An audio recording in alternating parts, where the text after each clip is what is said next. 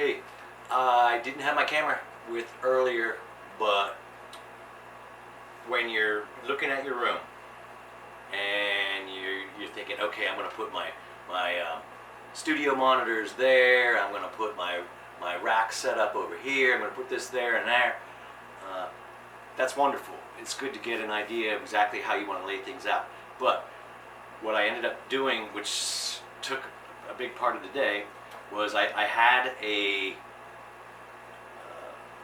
vision in mind of how I was going to set the thing up, and now my vision has changed, because before I start making bass traps and putting up any more sound absorption tiles and things like that, I want to know exactly where those studio monitors are going to go, and the way to do that is not where you think they look cool or where you think the best setup is initially. Hopefully that is. But what I did was I put him in several areas to find out where the best sound was.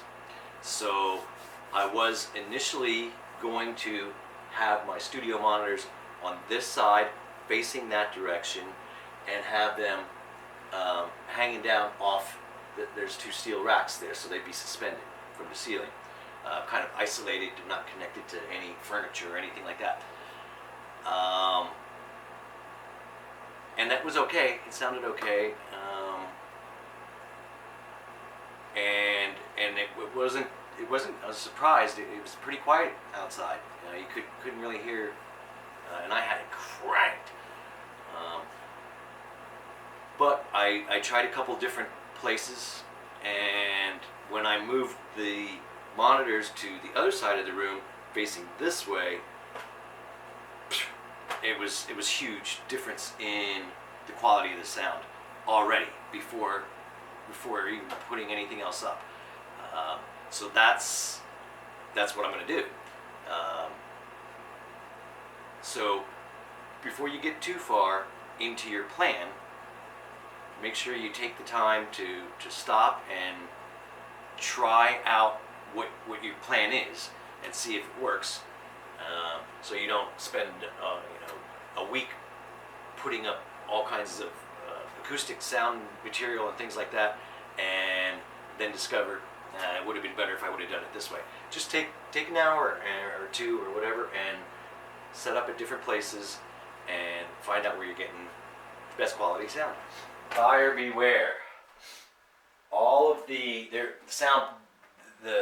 term soundproof gets thrown around a lot, and you're not going to soundproof your area. That's just not going to happen. What you can do is try and isolate the sound as best as possible, so that you can control where it goes, where it doesn't go, and also you can adjust the way it sounds.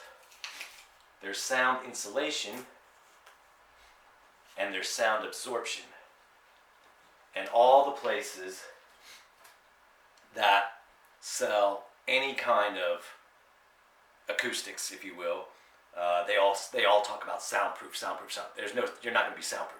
If you were soundproof, you'd be in a vacuum. You wouldn't even be able to, the air, you wouldn't be able to breathe. So, acoustic tiles, these are polyurethane, but they feel like fabric kind of. Bubos, B-U-B-O-S is the name of the company. They're a little bit more expensive than your standard tiles. The foam, I'm not really a big fan of. I'm going to probably have a little bit of it in here. But I did a great job of sound insulation. And sound insulation and sound absorption are actually the opposite of each other. Neither one is soundproof, but sound insulation, if you do it well enough, eventually could be soundproof, I guess. But the difference is sound insulation again, it's mass and density. So that if a sound wave comes along and hits this wall, if that wall is dense enough, on the other side of that wall, you won't hear anything or very little. So the sound cannot get through it. It's just too dense. Sound absorption does the opposite of that. Instead of, this will basically reflect it off. You could probably hear in here, because it's so well sound insulated, that there is a reverb to my voice. I'm not sure if you can hear it or not, but you'll notice a difference when I'm done finally. Sound absorption, the sound waves cause movement of the air molecules.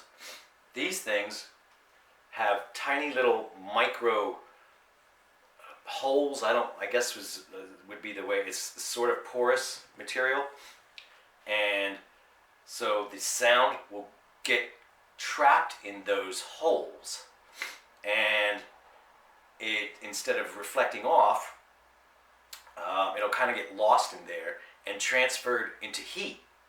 So they're actually good insulation for heat, although they will make it warmer. So if you want it cooler, be aware of that. So the sound, this will absorb the sound into it. This will keep it from passing through it. Two different things. This will be more reflective. This will absorb it. This is sound insulation, is what you want to do to make it quieter. This, all acoustic tiles and foam and those products that they sell, they do nothing to quiet sound, really. I mean, very minimally. But they do provide you with the control of the sound. I want to get rid of that tinny kind of echoey, reverby kind of sound that's emanating right now. So that's why I'm going to hang these up, and then we'll know the difference. Now, there's certain places that you should put this. I mean, you could do the whole thing, but you don't want to do every inch of it. Too expensive, a lot of work, and you don't want to deaden the sound completely. And it's going to depend on where you're going to have your speakers set up and that kind of thing also. I've got 48 tiles, which this is a pretty big wall space around here. I'm going to put 24 on this side and 24 on that side, and the reason why I'm doing that is I still haven't decided which side I want to put my speakers on. But you definitely want to have them, like if I have the speakers, well, I'll tell you a little bit here. In a room that's hopefully not square. Rectangular is much better.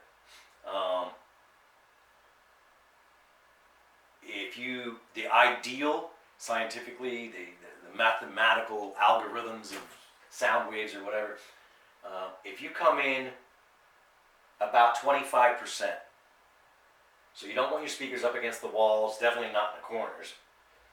You want to isolate your speakers if you can, like on a speaker pole or something, instead of being on a desktop, if you can. So bring them in about 25% away from the wall.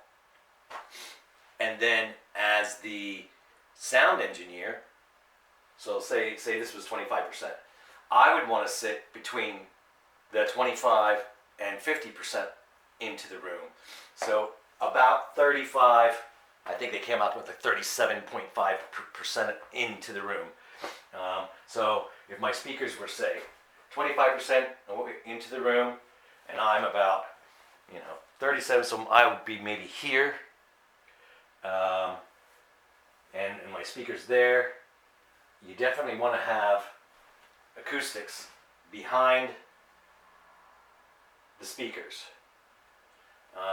In the back, probably not quite as important. Bass traps definitely in the back, and some kind of diffusion, which we'll go into.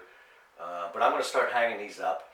and then I'm gonna make some bass traps and do some homemade acoustic stuff, and I'll go into greater detail into where you want to place those items.